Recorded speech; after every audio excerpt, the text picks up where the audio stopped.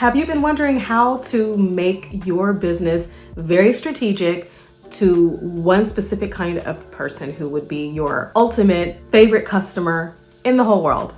Well, on today's video, I'm going to be sharing exactly what I do to create what's called a customer avatar or a buyer persona. And I'll show you why I do it and how I do it.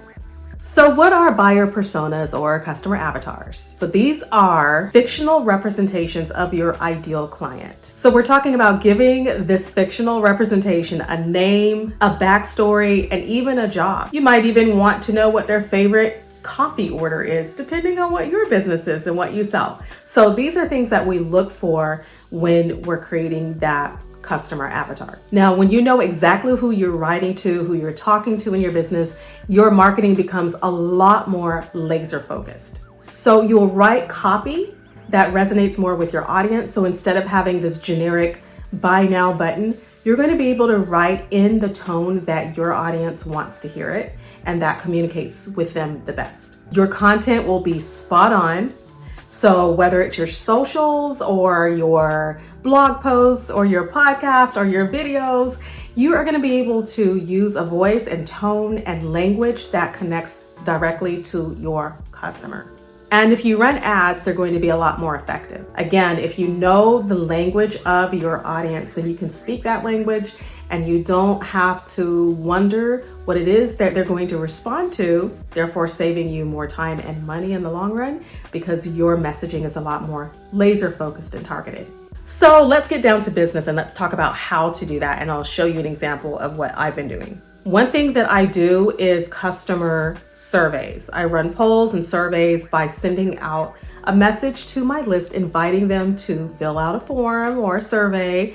And they are incentivized usually by something that I offer in order for me to gain their trust and to win over their time because, hey, people are busy and they don't always have time to fill out surveys and polls. So when they do, I like to give them just a little perk to say thank you for filling out this survey. But this helps me, doing a survey helps me to see where my audience lies, what they want, what they don't want, what they're looking forward to, what they need from me, and maybe what they don't need that I've been spending all of my energy turning my wheels attempting to create products and services that I think they want, but they're telling me something else. So that's very, very important for me to know as a solopreneur and business owner what my customers actually need. So I like to ask them a couple of questions on surveys, and sometimes it has to do with their interests and their pain points, things that are really bothering them in business, because my business is to help other business owners. But for you, you'll tailor your questions according to what your services are. For example, if you are a business that offers advice to owners of new puppies who are learning to train their dogs, then maybe you'll want to ask what their main pain points are when it comes to training their dogs and what really bothers them, what is their biggest challenges.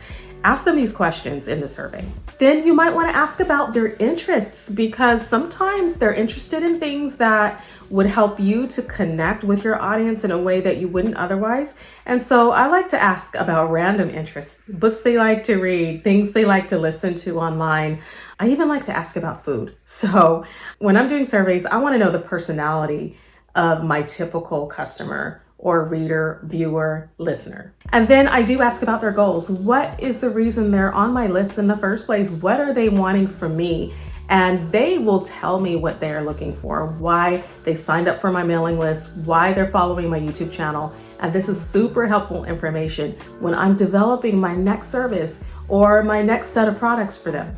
I also like to do a little bit of social media listening. It feels a little bit sneaky, but it's not. It's just a matter of getting on Instagram or TikTok or wherever my ideal customer is and seeing what are they saying on other people's posts, right? What are their comments and how do they express themselves? What are they saying they need? And I don't even have to run a survey for that. I can just see what they're saying on someone else's post and read through those comments to get an idea of what I believe my ideal customer would want from me as well. And then I might do a little bit of what we call competitor analysis, and that's looking at other content creators that are in a similar niche as mine and learn from them, learn from their successes. How are they able to bring in that target market that I think would also be mine, and see how they're able to gain retention from those customers. And sometimes it's a matter of you live and learn, and you learn best by seeing what others are doing that has been successful for them. I don't believe in copying someone else's strategy in its entirety, and I don't believe in using someone else's business as a template for my own, but I do believe in modeling after good behavior, modeling after good business ethics, good business standards, and a good template. If it's already in place and it's working for them, maybe, just maybe, there's something in it that could work for me too. Now, of course, I'm gonna take what they're doing, make it my own, and revise things according to my personality and what I wanna bring to my business.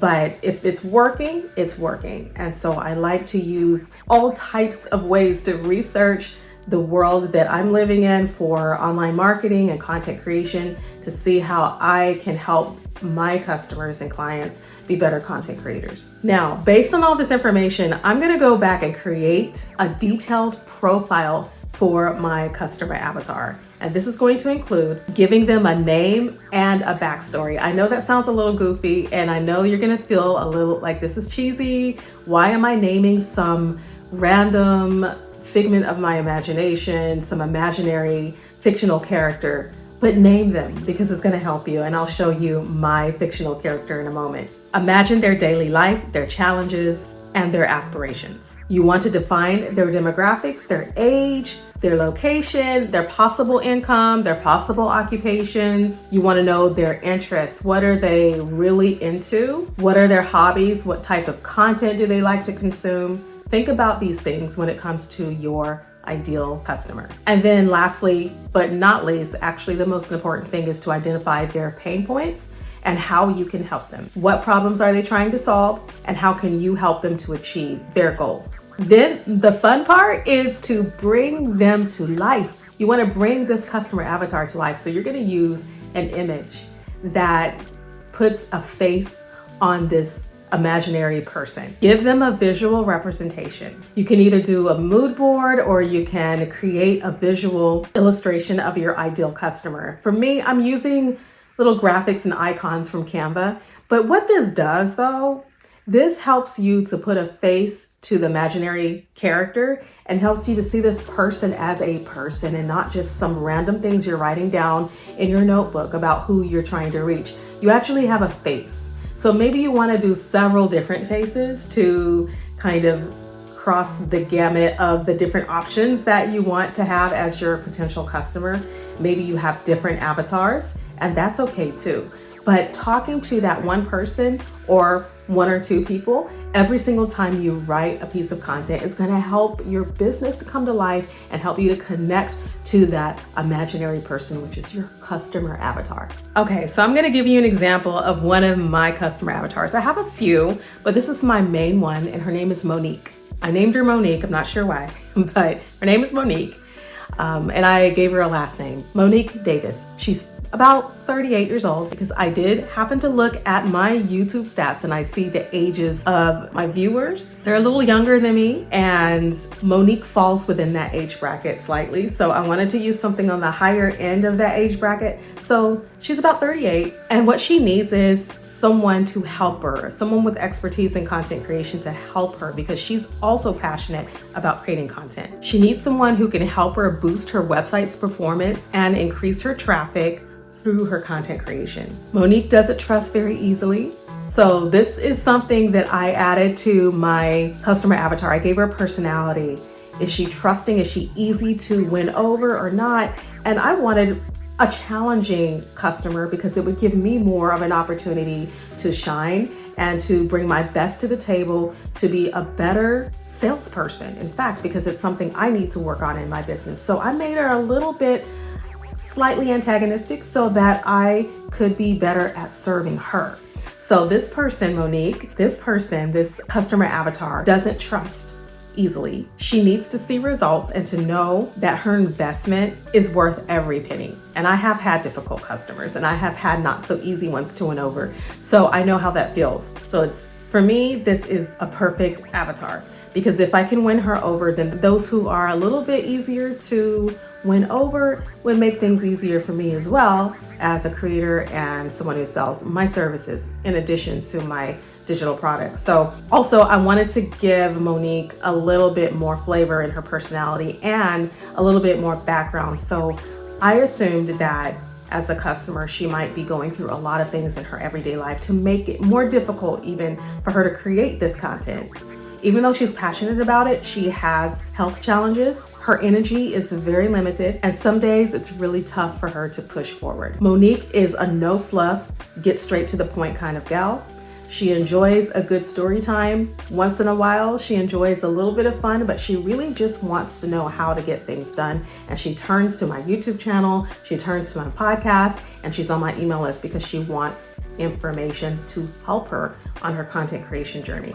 She's also one that doesn't want just the strategies, but someone who can kind of hold her hand through the process and be a genuine friend and someone she can talk to about what she's going through in her business. Just by knowing who Monique is, knowing that she is about 38 years old and all these issues she's going through, I know she very likely is working a full-time job and taking care of kids when she gets home. So her time is very limited. She very likely lives in a suburban type environment in a bigger city. According to my stats, I see a lot of my listeners are from the Dallas-Fort Worth area, and a good bit of my listeners are also from several places in California, like the Bay Area or LA. So I know she's in an urban or suburban area. She's working really hard. She's got a lot of things happening at home. She's taking care of kids. She's balancing family.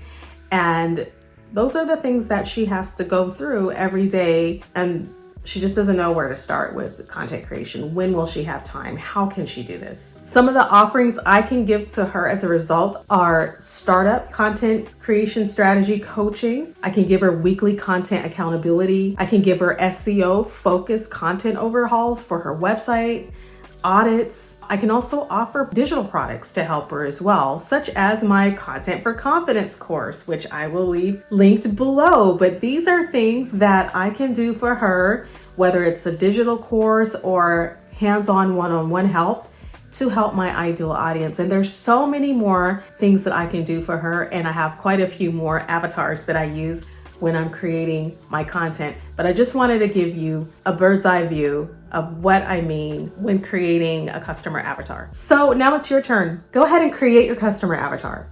See if this is something that you can fit into what you're doing, or even better yet, before you start your content creation, have that customer avatar in mind and already have it created so that you know how to create your content with focus and clarity. And remember, once you have this in place, it's going to be so much easier for you to tailor your content specifically for that person. You'll tailor your messages, your tone, and your ideal audience will be so clear to you. Doing this is going to save you time, and it's going to save you not only time in your messaging, but also money if you're running ads. So you'll be a lot more targeted and clear in your messaging. So I hope this helps you. I love feedback. I would love to know how my resources are helping you and what I can do to further help you on this channel. So I look forward to talking with you next time. Leave a comment below. Don't forget to like this video, thumbs up, and subscribe to this channel if it's been helpful for you.